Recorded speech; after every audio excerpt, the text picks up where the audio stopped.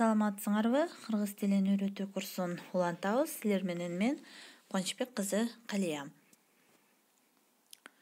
5-чи сабагыбыздын темасы зататоч. Ким, эмне деген суроого жооп берген сөздөр. Алгач зататоч деген эмне экендигин билип алабыз.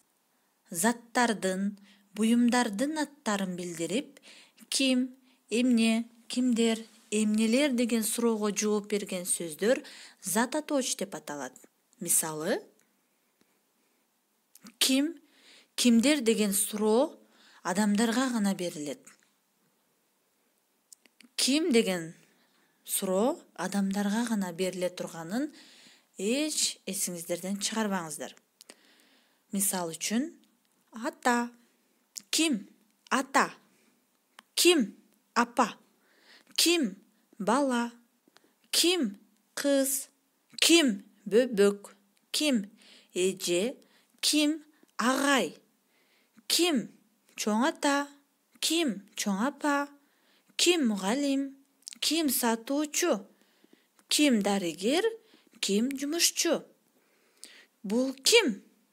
Бул ата. Бул ким? Бул апа. Бул ким? Бул бала. Дагы мисал. Бул ким? Бул ата. Бул ким? Бул апа. Бул ким? Бул бала. Булар кимдер? Булар адамдар. Булар кишилер. Бул ким? Бул кыз. Бул ким? Бул сатуучу. Бул ким? Бул айдоочу. Бул ким? Бул мугалим. Бул сүрөтчү. Бул куруучу. Булар кимдер? Булар адамдар. Эми эмнелер деген суроого жооп берген сөздөрдү карайбыз.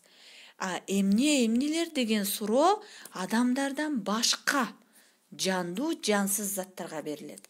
Адамдан башка жандуу бул жаныбарлар.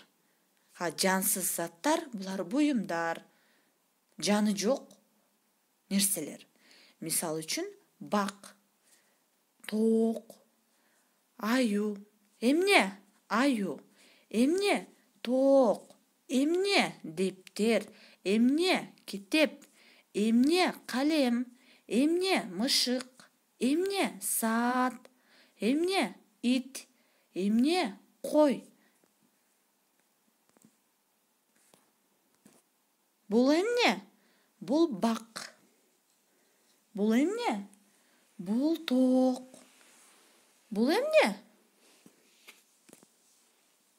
Бул аю. Бул эмне? Бул китеп. Бул тоок. Бул алма. Бул ит. Бул эмне? Бул дептер. Бул эмне? Бул саат. Төмөнкү зататоочторго ким, эмне деген суроолорду бергиле. Бул ким? Бул сатуучу. Бул эмне? Бул алма. Байланышуу үчүн Кыргыз тил 2021 маймылча майылчекит ру дарегине кат жазсаңыздар болот. Катталууну унутпаңыздар. Биздин 6-чы сабак зататоочтун көптүк түрү боюнча болот. Саламатта калгыла.